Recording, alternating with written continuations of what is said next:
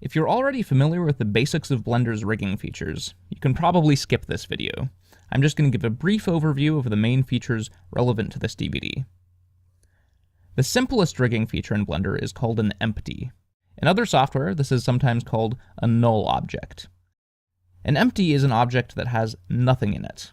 No mesh, no curves, no materials, no nothing. All it is just a location, rotation, and scale in space. That might not seem so useful, but we will see in the rest of this DVD that in fact they are quite useful. Closely related to empties are armatures. Armatures also do not contain meshes or anything else that is renderable, but they do contain bones, which themselves are a lot like empties in many respects. Bones are essentially just transforms in space as well. Did I just say transforms? Yes, I did. In computer graphics, a transform is something like a rotation, location, or scale, or a combination thereof. This will become clearer in Chapter 3. Anyway, one of the strange things about armatures in Blender is that they're kind of like their own little world. In fact, armatures even have their own internal layer system, and an armature's bones can be put on different layers within it. It's kind of weird, but you'll get used to it. Armatures and empties are the primary means by which we will construct the framework and controls for rigs. Next up, we have drivers and constraints. Drivers allow us to set up relationships between arbitrary properties in Blender, and constraints allow us to set up relationships between objects' transforms. In my head, I tend to think of drivers and constraints as being related, because they both allow us to automate things in a rig. But I guess that's a little arbitrary, since ultimately, everything we do in rigging is a form of automation in a sense. Still, I like to think of these as the automation features in Blender's rigging toolbox. Surprisingly, empties, armatures, constraints, and drivers are pretty much all we're going to be using on this DVD. It doesn't sound like much, but you can put them together in really amazing ways to do really cool things. I mean, just think of all the things that can be made from protons, neutrons, and electrons, right? Simple building blocks, huge possibilities. Now for a few tips and tricks that I use a lot while I'm rigging. The first thing is hotkeys. Hotkeys are great and will speed up your workflow a lot. I do my best to mention hotkeys the first time I use them on this DVD, but if I forget one, you can usually find them in the header menus. Besides which, hotkeys in Blender sometimes change between versions, so for all I know, you're watching this at a time when Blender has an entirely new default key map. So yes, be aware that you can find things in the menus if you need to. Also, you can call up the operator search menu at any time. At the moment, the hotkey for this is spacebar.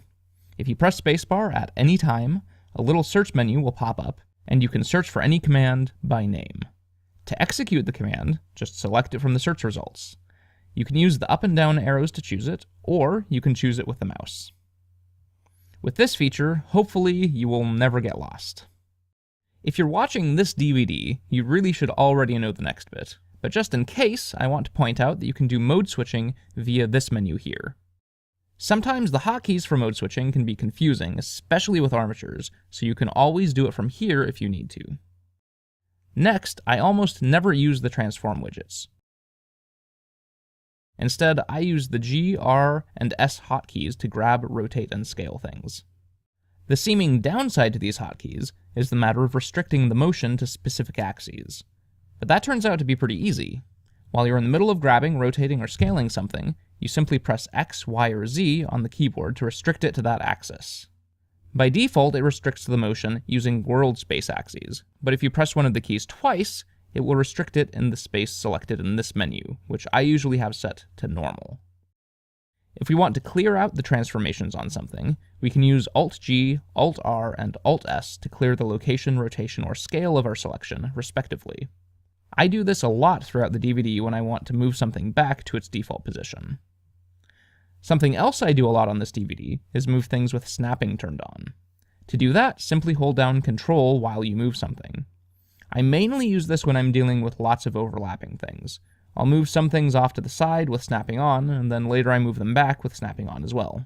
That way they go back to exactly the same place. There are different snapping modes though, which you need to be careful about. When I'm rigging, I always have it set to increment. Increment moves things in, well, increments. It doesn't snap to grid spaces, it moves things in grid-sized increments, which is an important difference, and it's what makes it useful for temporarily moving things out of the way. Lastly, there's this weird thing here. This is called the 3D cursor, and it's one of Blender's more unique features. It's basically just a position in space that Blender can use for various purposes. You can place it wherever you like by simply left-clicking. One thing Blender uses it for example, is as the point to create new objects at. If I add another monkey head now, it appears at the 3D cursor. Another use for the 3D cursor is as a temporary pivot point for rotation or scaling. Normally, Blender rotates and scales around the average position of your selections, but you can change that. If you select 3D cursor from the pivot point menu, now they pivot and scale around the 3D cursor. The 3D cursor can also be used to help snap things to certain positions, but I'll get to that later in the DVD. Finally, I just want to note that this DVD has been a long time in the making, so the videos actually span several versions of Blender. There haven't been any major changes to the rigging tools covered on this DVD during that time, but just don't be too surprised if the organization of a panel changes during the DVD or something like that. So with that in mind, let's start our first rig.